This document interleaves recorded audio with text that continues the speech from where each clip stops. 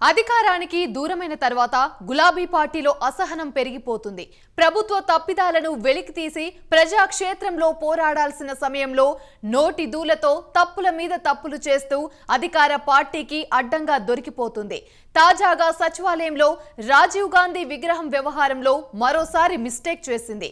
రాజీవ్ గాంధీ విగ్రహంపై నానా యాగి చేయడంతో సీఎం రేవంత్ తెలంగాణ తల్లి విగ్రహాన్ని కూడా ఏర్పాటు చేస్తామని బీఆర్ఎస్ నేతలకు షాక్ ఇచ్చారు. పాత సచివాలయంలో తెలుగు తల్లి విగ్రహం ఉండేది.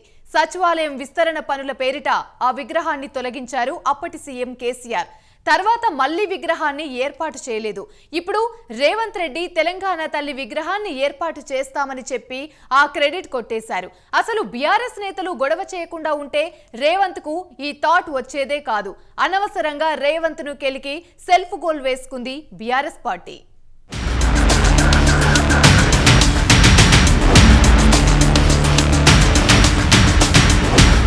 బీఆర్ఎస్ కీలక నేతలు తమంతటి తాముగా తమ జుట్టును రేవంత్ చేతికిచ్చుకుని దెబ్బలు కొట్టించుకుంటున్నారా? గ్రౌండ్ లెవెల్లో జరుగుతున్నది చూస్తుంటే అందరిలోనూ ఇదే అనుమానం పెరిగిపోతోంది. తాజాగా రాజీవ్ విగ్రహం ఏర్పాటు వివాదమే బీఆర్ఎస్ వేసుకుంటున్న సెల్ఫ్ గోల్ కు ఉదాహరణగా నిలుస్తోంది.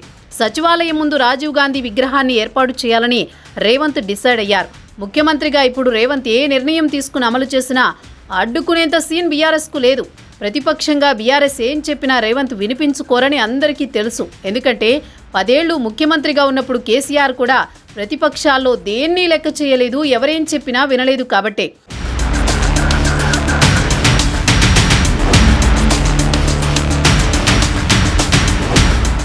ఇప్పుడు విషయం ఏంటంటే రాజీవ్ విగ్రహాన్ని సచివాలయం ముందు పెట్టాలని రేవంత్ డిసైడ్ చేయగానే బీఆర్ఎస్ వర్కింగ్ ప్రెసిడెంట్ కేటీఆర్ అభ్యంతరం లేవనెత్తారు.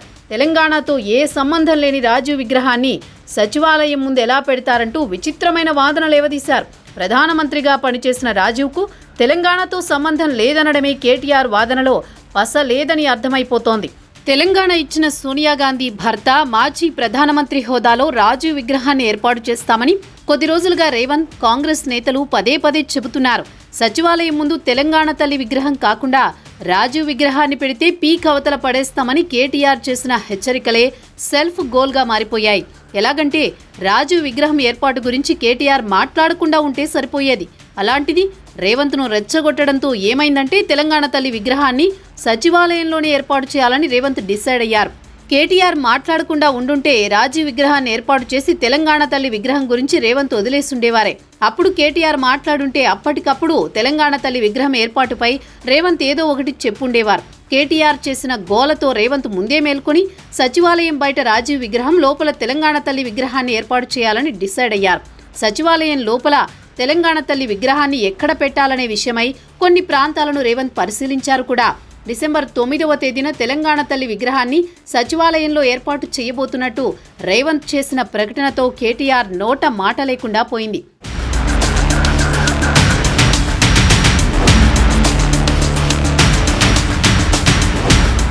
నిజానికి తెలంగాణ తల్లి విగ్రహానికి చోటు లేకుండా చేసిందే కేసీఆర్. సచివాలయం విస్తరణ పనులకు అడ్డుగా ఉందని చెప్పి తెలుగు తల్లి విగ్రహాన్ని సెక్రటేరియట్ ముందు నుంచి తీయించేశారు. పనులన్నీ అయిపోయిన తర్వాత కేసీఆర్ తెలంగాణ తల్లి విగ్రహాన్ని పెడతారని అందరూ అనుకున్నారు. అయితే తెలుగు తల్లి విగ్రహాన్ని పెట్టలేదు, తెలంగాణ తల్లి విగ్రహాన్ని పెట్టలేదు. అంతకుముందు విగ్రహం ఉన్న స్థలమంతా కేసీఆర్ ఖాళీగా ఉంచేశారు. అధికారంలో నుంచి దిగిపోయి రేవంత్ ముఖ్యమంత్రి అయిన తర్వాత ఖాళీగా ఉన్న స్థలంలో రాజీవ్ విగ్రహాన్ని ఏర్పాటు చేయాలని అనుకున్నారు. రేవంత్ కు రాజీవ్ విగ్రహం ఏర్పాటు చేసే అవకాశం ఇచ్చిందే కేసీఆర్. తన హయాంలోని కేసీఆర్ తెలంగాణ తల్లి విగ్రహం ఏర్పాటు చేసేస్తుంటే ఇప్పుడు రాజీవ్ విగ్రహం పెట్టే అవకాశం రేవంత్ కు ఉండేది కాదు.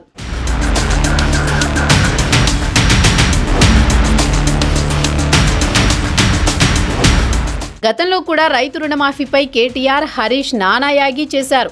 అధికారంలోకి రాగానే రుణమాఫీ చేస్తామని చెప్పి ఎందుకు చేయలేదంటూ ఇద్దరు కీలక నేతలు నానా గోల చేశారు. రుణమాఫీ చేయాలంటూ ఇద్దరూ రేవంత్ వెంటపడ్డారు. దాంతో అలర్ట్ అయిన రేవంత్ రైతు రుణమాఫీ చేయబోతున్నట్లు ప్రకటించారు. ఆగస్టు 15వ తేదీ కల్లా రుణమాఫీ చేసేస్తామని ప్రకటించారు. అప్పుడు ప్రకటించినట్లుగానే ఆగస్టు 15వ తేదీకి 3 విడతల్లో రుణమాఫీ చేసేశారు. రుణమాఫీలో కవర్ కాని రైతులు సుమారు 8 లక్షల మందికి టెక్నికల్ సమస్యలను ఎదుర్కొంటున్న రైతులకు కూడా వీలైనంత తొందరగానే రుణమాఫీ చేస్తామని రేవంత్ హామీ ఇచ్చారు. అధికారంలోకి వచ్చిన తర్వాత నెల రోజుల్లోనే 6 హామీలను నెరవేరుస్తామని హామీ ఇచ్చిన రేవంత్ ఫెయిల్ అయ్యారంటూ బాగా రెచ్చగొట్టారు.